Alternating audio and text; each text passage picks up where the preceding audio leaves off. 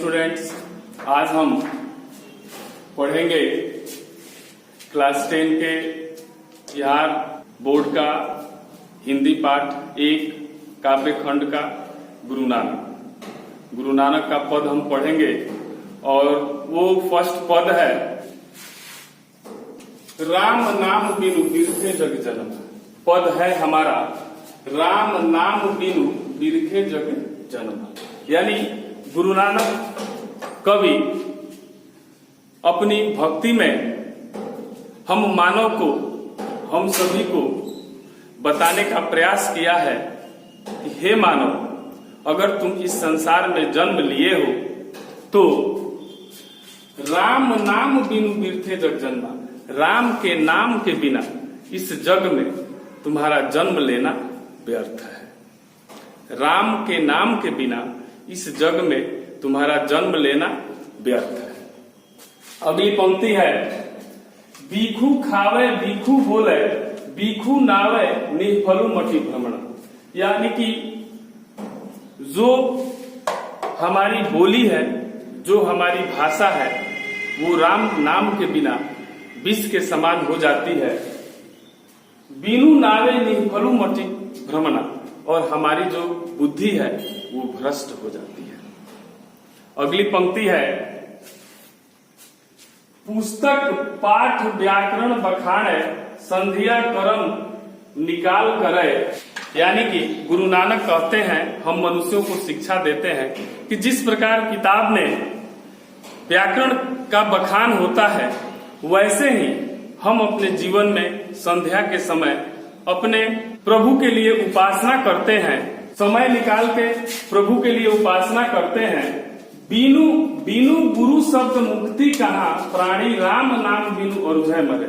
यानी दूसरी पंक्ति में कवि कहते हैं, बीनू गुरु शब्द मुक्ति कहाँ।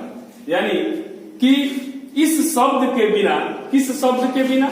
राम शब्द के बिना, राम के बिना हमारे जीवन में मुक्ति नहीं है। कहा प्राणी राम नाम बिनु और जय मरे। अगर प्राणी भगवान की भक्ति नहीं करता, राम का नाम नहीं लेता, तो वह अपने जीवन में अझुरा के मर जाता है। अगला पंक्ति है, दंड कमंडल शिखा सूत धोती तीरथ गौनु अति भ्रमणु करे।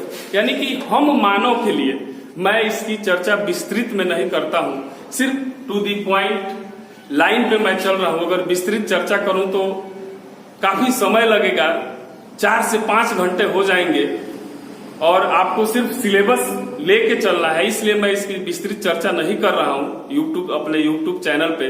तो मैं सिर्फ पंक्ति पे ही चर्चा कर रहा हूं कि दंड कमंडल शिखा सूत धोती तीरथ गौनु अति भ्रमणु करे। यानी कि गुरु नानक हम लोगों को, हम मानव को शिक्षा देते हैं कि हम लोग भगवान की भक्ति दंड कमंडल के बिना लोगों को दिखावे जैसा भी करते हैं। और लोग क्या करते हैं कि दंड कमंडल शिखा सूत, दंड कमंडल ले लेते हैं, अपनी चोटी शिखा बढ़ा लेते हैं और तीर्थ को निकल जाते हैं।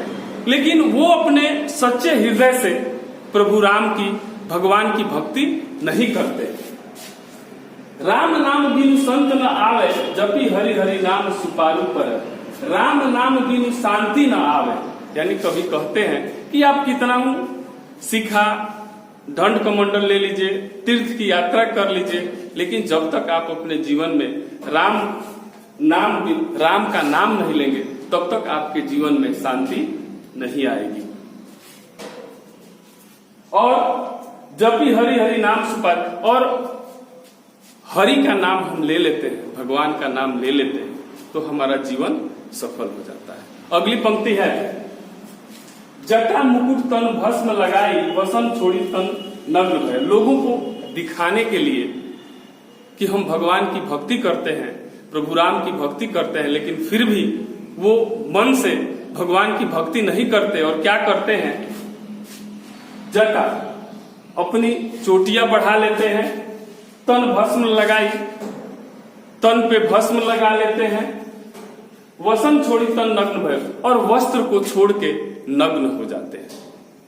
ये भगवान की भक्ति नहीं है, ये एक दिखावा है। गुरु नानक हम लोगों को, हम मानवों को यह शिक्षा देते हैं कि अगर हमें भगवान की भक्ति करनी है तो प्रभु का नाम तो लेना जरूरी है। अगर हम अपने तन को कितना हो कष्ट दें, वो भक्ति के समान नहीं है। जिस प्रकार जटा मुक्त तन भस्म लगाई, वसन छोड़ी तन नग्न भयो। जटा भस्म वस्त्र नग्न हो जाते हैं, अपने शरीर को काफी कष्ट देते हैं। जेते जेते जीव जंत जल थल महियल, जत्र तत्र तू सरब जिया। जेते जेते जीव जंत, संसार में जितने भी जीव जंतु हैं वो यहाँ पे आते हैं, जन्म लेते हैं।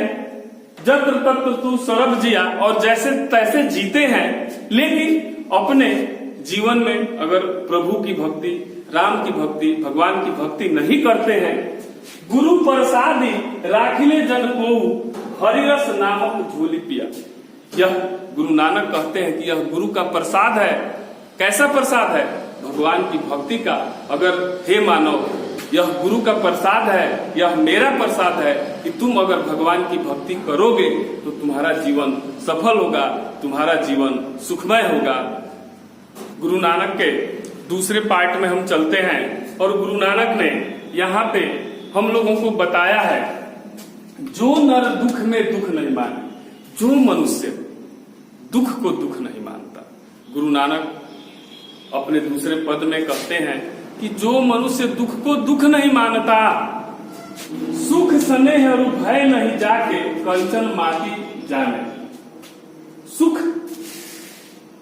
सुविधा के प्रति सुख स्नेह और भय नहीं जाके कंचन माटी जाने। सुख सुविधा के प्रति कोई उसको आसक्ति नहीं रहती है, वह कंचन को, वह सोना को माटी समझता है।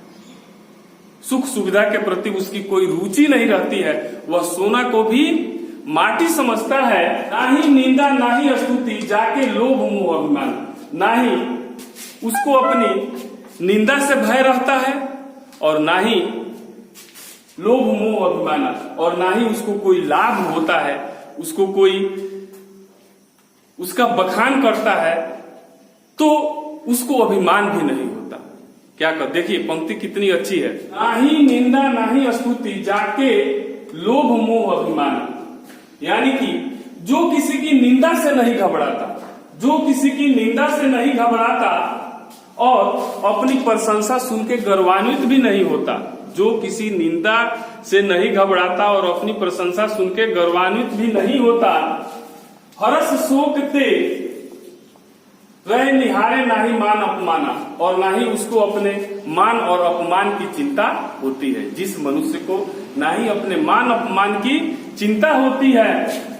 आशा मनसा सकल त्यागी कै जगते रहे निराशा। जो आशा से मुक्त होकर सांसारिक वासनाओं का अनासक्त रहता है, जो आशा से मुक्त होकर और सांसारिक वासनाओं से अलग रहता है। काम क्रोध जेहि परसे नाही ते घट ब्रह्म निवासा। और इन सबसे जो मनुष्य दूर रहता है, उसके मन में, उसके आत्मा में, वैसे मनुष्य, वैसे जीव में ब्रह्म का निवास होता है। गुरु कृपा जेहि नर पै तिन्ही तिन्ही यह जुगात पिछानी। यानी गुरु नानक कहते हैं कि मैं ऐसी बातों को, ऐसी भावनाओं को सबके अंदर भरना चाहता हूं जिस पर गुरु की कृपा होती है, जिस पर प्रभु की कृपा होती है। नानक लीन भयो, जिस प्रकार गुरु नानक, हमारे कवि जिस प्रकार नानक लीन भयो गोविंद, जिस प्रकार गुरु नानक प्रभु में मिल जाते हैं, जो ज्यों पानी संग पानी, जैसे पानी के साथ पानी मिलके पानी हो जाता है, वैसे ही हम मनुष्य ब्रह्म के साथ मिलकर ब्रह्म ज्ञान को प्राप्त कर लेते हैं, भगवान को जान जाते हैं, भगवान की भक्ति को समझ जाते हैं। यही इस पाठ में, इस पाठ का भावार्थ है। इस भावार्थ को मैं काफी शॉर्ट में समझाया हूं, इसलिए आप इस पे ध्यान दें और अपने बिहार बोर्ड की तैयारी करें। धन्यवाद।